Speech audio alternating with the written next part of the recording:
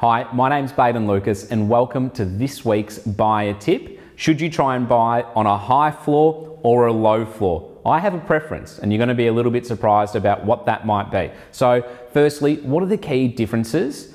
It depends on the building. And I know that sounds like I'm sitting on the fence a little bit, but let me put it to you this way.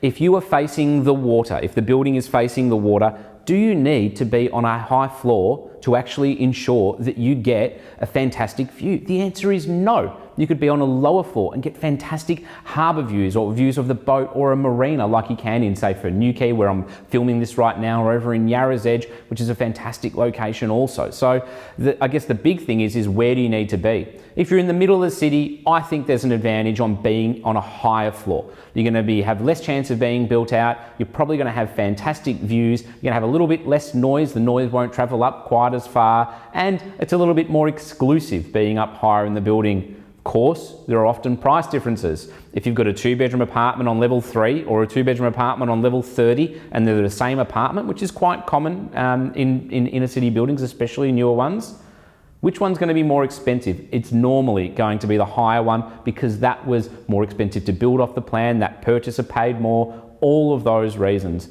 My preference personally is if you can have a fantastic view but be lower in the building. I actually think that's a real advantage. My first 3 apartments I ever owned were on level 3, 5 and 6. So they're all in much higher buildings than that, but I just picked the lower floors because I had great views and I absolutely loved living there. So it's a personal preference at the end of the day. There's no right or wrong, but there's a few little tips for you to consider when you're looking at buying an apartment up high or down low. Cheers.